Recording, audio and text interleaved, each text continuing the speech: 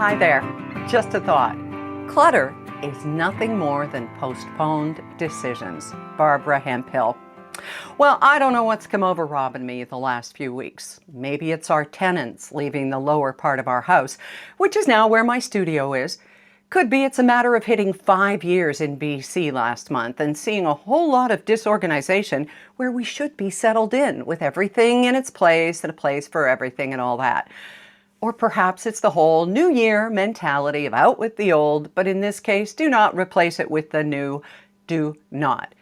And yes, what you see behind me, that's our closet right now. I'll explain it in a moment. I'm humbled, and perhaps I need this before shot to set the scene.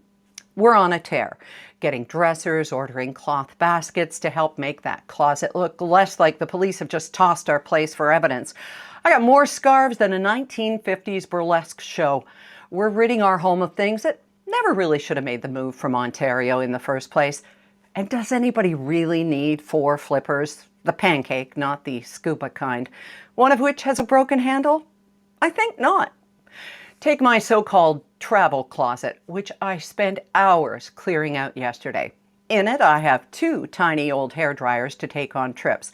Side note, if I'm going to a place that doesn't have a hairdryer already, I'm likely in a hostage situation. So one of those got sent off in the bag marked donations. Probably should have been both, I know. I'm also a hotel toiletry hoarder, which was remedied mostly last week when we took an enormous bag of shampoos, soaps, and lotions, the nice ones, to the center for which we deliver meals weekly. I also had no fewer than 18 boxes of Uncle Lee's green tea, a freebie that came with our vitamin shipments, and now they're off to the food bank. Not quite all the tea in China, but it sure looked like it in our pantry. Stuff is easier, but the clothes are a much harder and more emotional decision. You've seen me supporting declutter.diabetes.ca here, and I have indeed put my Mackie where my mouth is.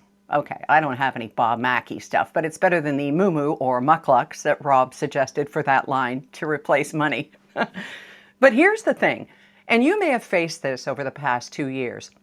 Is life ever going to look the same as it did? I mean, working from home, noticing our bodies change, seeing our whole existence altered. Someday it has to be reflected in our closets and our dressers. I have long dresses. Only a few really fancy outfits because I was always lucky enough to have stores that would allow me to borrow something pretty amazing if I had to do a big event, one at which the dress needed to match the occasion. Thankfully, I haven't invested a ton of money in clothes. Anybody who knows me will agree, fashion was never that important to me. Now I have work pajamas and sleep pajamas, a few nicer tops that I put on to visit here with you, but still with pajamas. My best purchase of 2021, honestly, 2 pair of Lululemon yoga pants. And I gotta trust that they're good for yoga. Right now, they're great for chasing a 2-year-old around the house. Shoes, what are they even for other than comfort? I've put supports in my slippers because my feet are falling faster than my boobs from not wearing supportive footwear. And yeah, I wear a bra almost all the time, but I bought one without underwires because why wouldn't I? Here's the emotional part. Am I ever going to need a gown again that's not a nightgown? A pair of shoes with a bit of glitter, a dress that shows a tad more skin with a hem that kisses the floor? I seriously doubt it. As for that mother of the bride dress, which I still adore, I think I'll part with it this year. Brooke has suggested giving it to a girl who needs it for a prom. That's fine by me. The hardest part, not giving up the possessions, it's giving up the dream. Another door closing on a pretty wonderful life. Going from a spectacularly decorated ballroom and into a quiet hummingbird and deer-filled garden. It's not giving up the clothes. It's gaining space. It's opening a window to the future and seeing me without high heels. I hated them anyway. It's the me I was when I wore them that I guess I miss the most. Hope to see you here on Monday. Thanks for coming by. Lisa loved your comments on her blog yesterday, and I'm so glad to see you shared it from my Facebook page. A lot of wisdom there. And now, back to my closet.